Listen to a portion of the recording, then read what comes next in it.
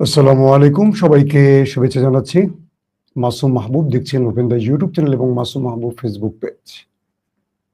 প্রিয় দর্শক, লাইভ সেশনে আপনাদেরকে আবারও স্বাগত জানাচ্ছি। মার্কিন নৌবাহিনী ইরানের জাহাজের উপর হামলা করেছে। ইরান এবার পাগল হয়ে আমেরিকানদের খুঁজছে। দ্বিতীয় গুরুত্বপূর্ণ খবর, মুজতফা খামেনিকে হত্যার চেষ্টা করছে মার্কিন প্রেসিডেন্ট স্বয়ং। আমেরিকার এক গুরুত্বপূর্ণ ব্যক্তি মুখ ফুসকে এই তথ্য প্রকাশ করে দিয়েছে। পাশাপাশি হরমুজ প্রণালী ঘিরে এখন কি চলছে, যুদ্ধবিরতির ভবিষ্যৎ কি, অনেকগুলো বিষয় নিয়ে আলোচনা করতে চাই। দর্শক, অ্যান্ড্রু হক মার্কিন যুক্তরাষ্ট্রের নিউক্লিয়ার চিফ যাকে বলা হয়, এই ব্যক্তি কোনো একটি ট্র্যাপে পড়ে বা কোনো একটি জায়গায় গোপনে এক সাংবাদিকের রেকর্ডে ধরা পড়ে গেছেন। অর্থাৎ অ্যান্ড্রু হক, যিনি মার্কিন নিউক্লিয়ার প্রধান বা চিফ, তাকে ট্র্যাপে ফেলে দেওয়া হয়েছে বা যে কোনোভাবেই হোক কোন একটি গোয়েন্দা সংস্থা বা কোন একজন রিপোর্টার গোয়েন্দা সংস্থার হয়ে কাজ করতে গিয়ে তার অনেক তথ্য প্রকাশ করে দিয়েছেন। অ্যান্ড্রু হক তার বক্তব্যে বলছেন, মার্কিন প্রেসিডেন্ট ডোনাল্ড ট্রাম্প তিনি ইরানে নিউক্লিয়ার অ্যাটাকের চেষ্টা করেছিলেন, কিন্তু মার্কিন জেনারেলরা তাকে সে কাজটি করতে দেয়নি। তিনি আরেকটি তথ্য ফ্লাশ করে দিয়েছেন, সেটি হলো ইরানের ভেতরে একটি স্কুলে হামলায় 200 নিহত হয়েছে, তার মধ্যে প্রায় 2.25 ছিল কোমলমতি শিক্ষার্থী। এটিও মার্কিন প্রেসিডেন্ট ডোনাল্ড ট্রাম্পের নির্দেশে বা তার নির্দেশ, এক কথায় তিনি এই শিশুদের হত্যাকারী ছিলেন। এই তথ্যটিও অ্যান্ড্রু হক প্রকাশ করেছেন। সবচেয়ে ভয়ঙ্কর যে তথ্যটি তিনি দিয়েছেন সেটি হলো যে মার্কিন president Donald Trump Ayatollah Ali খামেনির ছেলে, বর্তমান যিনি গদিসীন বা যিনি বর্তমান ইরানের সুপ্রিম লিডার, মুজতফা খামেনিকে হত্যার চেষ্টা করে যাচ্ছেন। একদিকে আমেরিকা আলোচনা করছে ইরানের সাথে, নেপথ্যে মোসাদ, সিআইএ এর মাধ্যমে আমেরিকা এবং ইসরায়েল খুঁজে বেড়াচ্ছে কয়েকজন ব্যক্তিকে। এর মধ্যে অন্যতম টার্গেট হলো মুজতফা খামেনি। এজন্য আমেরিকার বেশ কয়েকটি গণমাধ্যম এর আগেও সংবাদ প্রকাশ করেছিল, মুজতফা খামেনি নেই, তিনি মারা গেছেন, এটা সেটা। এগুলো আমেরিকা খবরগুলো দিয়েছিল এই কারণে যেন আমেরিকার এই গণমাধ্যমের খবরের পর মুজতফা খামেনি নিজের অবস্থানটাকে একটু জানান দেয়, আর এতে করে আমেরিকা, ইসরায়েল তার অবস্থানটা জেনে তাকে টার্গেট করতে পারে। বলা হচ্ছে আমেরিকা আইআরজিসির কয়েকজন গুরুত্বপূর্ণ ব্যক্তির তালিকা করেছেন যারা এই যুদ্ধটি এখনো চালিয়ে রেখেছেন বা আমেরিকাকে বা ইসরায়েলকে টার্গেট করে যে হিটগুলো করছে তাদের নেতৃত্বে বেশ কয়েকজন ব্যক্তি আছেন যারাই মূলত এই সফল অপারেশনগুলো করছেন। তাদেরকে হত্যার জন্য পাগল হয়ে গেছে এই দেশ দুটো। তো মুজতফা খামেনিকে থ্যাংক ইউ।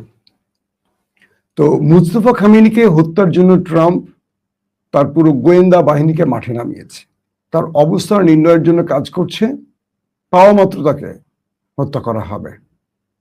এই অ্যান্ড্রু হক তিনি এই কথাগুলো কোনো ভুল করে বলেছেন, বিষয়টা এরকম নয়।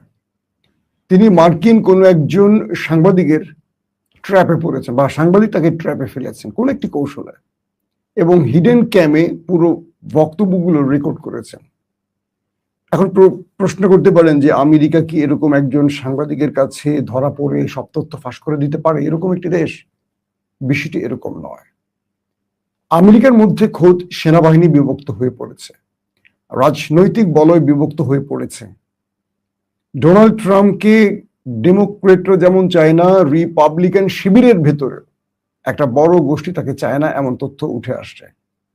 তার বিরুদ্ধে ট্রাম্প যে অক্ষম, এই অক্ষমতার উপরেও ভোটাভুটির প্রশ্ন উঠে আসছে মার্কিন পার্লামেন্টে। বলা হচ্ছে, কিছু ধারণা করা হচ্ছে, সাসপেক্ট করা হচ্ছে এরকম যে আমেরিকার ভেতর থেকেই ট্রাম্পকে বিপদে ফেলতে অনেকেই আমেরিকার বা ডোনাল্ড ট্রাম্পের অনুসারীদের তথ্য লিক করে ট্রাম্পকে বড় বেকায়দায় ফেলতে চাইছে। অর্থাৎ অ্যান্ড্রু হক, যিনি মার্কিন যুক্তরাষ্ট্রের নিউক্লিয়ার চিফ, তার এই বক্তব্যটিকে এমনভাবে ফ্লাশ করা হয়েছে যাতে ট্রাম্প অনেক বড় চাপে পড়ে যান। যেমন আজকের এই বক্তব্যটি ফ্লাশ হয়েছে, সেখানে তিনি স্পষ্ট বলছেন যে মুস্তফা খামেনিকে ট্রাম্প হত্যা করতে চান। এখন এই বক্তব্যটি ইরান জেনে গেছে, পৃথিবী জেনে গেছে। এতে করে কি হইল, কি অর্থ দাঁড়ালো, যে ট্রাম্প যতটাই আলোচনার নাম করে এই টেবিল ওই টেবিল দৌড়চ্ছে, তার পেছনে টার্গেট আছে অন্য কিছু। এই অন্য কিছুর উদ্দেশ্যটা পুরো পৃথিবী জেনে গেছে। সেটা কি? মুস্তফা খামেনিকে হত্যা, আইআরজিসির গুরুত্বপূর্ণ ব্যক্তিদের হত্যা। যদি তাই হবে, তাহলে ট্রাম্প যে যুদ্ধবিরতি বা যুদ্ধের বা শান্তির জন্য যেই লম্বা লম্বা কথাগুলো বলছেন, এগুলো আসলে ট্রাম্পের লোক দেখানো, মূল উদ্দেশ্য অন্য জায়গায়। নাম্বার 2, হরমুজ প্রণালীতে ইরান 40টির মতো জাহাজ মার্কিন নাকের ডগা দিয়ে পার করেছে। এরপর আজকে নতুন করে আরেকটি ঘটনা ঘটেছে। ইরানি জাহাজে আমেরিকা অ্যাটাক করেছে এবং সেই জাহাজ আবারও দখল করেছে আমেরিকা। ইরান এই ব্যাপারে ব্যাপক ক্ষেপে গেছে। শুধু ক্ষেপে যায়নি, ইরান স্পষ্ট করে বলেছে মার্কিন জাহাজ এবার আমাদের লক্ষ্যবস্তু হতে যাচ্ছে, যুদ্ধবিরতি শেষ। অর্থাৎ কালকে রাতে একপক্ষীয়ভাবে ডোনাল্ড ট্রাম্প যে যুদ্ধবিরতি ঘোষণা করেছে, তারপর নিজেই ইরানের জাহাজে আক্রমণ করে সে যুদ্ধবিরতি নিজেই লঙ্ঘন করেছে। এবার যে অর্থ দাঁড়াচ্ছে সেটি হলো আমেরিকার যে কোনো জাহাজ হরমুজ প্রণালীতে পাওয়া মাত্র অ্যাটাক করবে ইরান, এই ঘোষণা এসছে।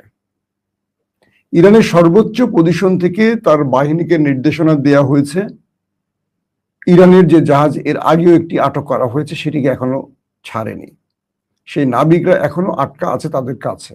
ইরান বারবার বলছে তাদের সেই নাবিকদের বা তাদের পরিবারদের, ক্রুদের জাহাজ সহ ফেরত দিতে। আমেরিকা ফেরত দেয়নি। তার মধ্যে নতুন করে আরেকটি জাহাজে আমেরিকা হামলা করে নিজের পায়ে নিজেই কুড়াল মেরেছে, কারণ এখন আর যুদ্ধবিরতির কোনো সুযোগ সম্ভাবনা থাকছে না। আমেরিকা মনে করেছে যে ইরানকে চাপে ফেলতে এই জাহাজগুলো আটক করলে ইরান আলোচনায় আসবে। ইরান তার সুপ্রিম লিডার আয়াতুল্লাহ আলী খামেনিকে তো সবচেয়ে বড় কোরবানি দিয়েছে, তারপরও আমেরিকার কাছে ছাড় নিজেকে মাথা নত করেনি, নতি স্বীকার করেনি। এখন ইরান প্রতিশোধের ঘোষণা দিয়েছে, বলছে হরমুজ প্রণালীতে মার্কিন কোনো ওয়ারশিপ, জাহাজ যা পাওয়া যাবে তাকে অ্যাটাক করা হবে এবং ইরানি বাহিনী সেই শপথে মাঠে নেমেছে। যে কোনো সময় হরমুজে ইরান আমেরিকার বড় সংঘর্ষ আমরা দেখতে যাচ্ছি, কনফার্ম।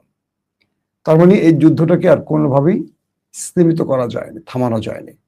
আমেরিকার যুদ্ধবিরতির কথা বলছে, নানান রকম কথা বলছে, আবার নেতানিয়াহুর সাথে গোপনে প্ল্যান করে অন্য মিশনে নামছে। ইরান বলছে স্পষ্ট করে যে পৃথিবীর সবাইকে বিশ্বাস করা গেলেও আমেরিকা বা ট্রাম্প বা নেতানিয়াহুকে বিশ্বাস করা যাবে না, কারণ তারা যে কোনো পরিবেশে পল্টি নিতে পারে, মিথ্যা কথা বলতে পারে। আমরা সেই ফলটি দেখছি। এখন আমেরিকার মধ্য থেকেই খোদ প্রশ্ন উঠেছে, ট্রাম্প কেন ইরানের জাহাজে আক্রমণ করলো? ট্রাম্প যদি শান্তিই চায়, শান্তি চুক্তিই চায়, তাহলে ইরানের ভেতরে বা ইরানের কাছে গিয়ে ইরানের হরমুজ প্রণালীতে জাহাজে আক্রমণ করার কারণ কি? কারণ ট্রাম্প এই যুদ্ধবিরতি চায় না, সে চাইছে ইরানের সাথে আরেকটি যুদ্ধ, কিন্তু সে পারছে না মার্কিন জনগণ, মার্কিন রাজনীতিবিদ, মার্কিন ইস্টাবলিশমেন্টের চাপের জন্য।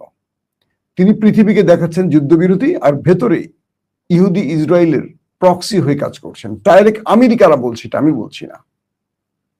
এই পজিশনে দুই দেশের মধ্যে এখন আবারও যুদ্ধ শুরু হওয়ার সম্ভাবনা শুরু হয়েছে।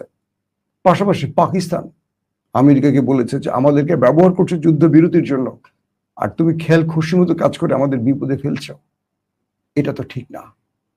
একদিকে ট্রাম্প বলছে খুব শিগগিরই কয়েক ঘন্টার মধ্যে যুদ্ধবিরতি হবে, আবার নিজেই আক্রমণ করে সেই যুদ্ধবিরতিটাকে যুদ্ধে রূপ দেওয়ার চেষ্টা করছে। আরেকটি খবর পাওয়া গেছে, সাউদার্ন লেবাননে ওই দেশটি, নেতাকাকুর দেশটি ব্যাপক অ্যাটাক করছে। বিভিন্ন জায়গায় তারা দখলের চেষ্টা করছে। দুই পক্ষের মধ্যে লড়াই চলছে এবং বলা হচ্ছে যে আরেকটি গাজা বানাবার চেষ্টা করা হচ্ছে। কয়েকটি জায়গায় দেখা গেছে যে তারা ঢুকে, লেবানিজদের ভিতরে ঢুকে সেই আবাসন দখল করে তাদের খাবার তারা খেয়ে ফেলছে, চুরি করে খাবার খাচ্ছে এবং সাউদার্ন লিবাননের মানুষদেরকে সেই বাড়ি ঘর থেকে বের করে দেয়া হচ্ছে। তাদেরকে বলছে কেউ এই শহরে আর আসবে না, অর্থাৎ এই অঞ্চলটি দখলের চেষ্টা করছে নেতাকাকুর বাহিনী। এবং তাদের সাথে আবার লেবানিজের মুজাহিদ যে বাহিনী, বিপ্লবী বাহিনী বা প্রতিরোধ বাহিনী, তাদের লড়াই চলছে থেমে থেমে। দুই পক্ষের মধ্যে লড়াই এখন অব্যাহত আছে। যে ইসরায়েল 12 দিনের যুদ্ধবিরতি ঘটালো, সেই ইসরায়েল কয়েক ঘন্টার মধ্যে আবারও লেবাননে আক্রমণ করে তার যুদ্ধবিরতি লঙ্ঘন করলো। তার মানে যে বিষয়টি প্রকাশ্যে আসলো সেটি কি, ট্রাম্প বলে নেতানিয়াহু বলে যুদ্ধবিরতির ঘোষণা করছেন এক মুখ দিয়ে, আর আরেক মুখ দিয়ে সেটাকে লঙ্ঘন করছেন। অর্থাৎ এই ব্যক্তি দুজনেরই ক্যারেক্টারের মধ্যে একটা মিল পাওয়া যায়। তারা সত্য সহজে বলেন না, আর তারা যেটা বলেন সেটাকে কেউ সত্য হিসেবে বিশ্বাস করতে পারে না। শেষ পর্যন্ত আবারও ইরান আমেরিকার যুদ্ধের মাঠে নেমে যাচ্ছে, এই প্রশ্নটি আবার উঠে আসছে। প্রত্যেকে ভালো থাকবেন। আল্লাহ হাফেজ।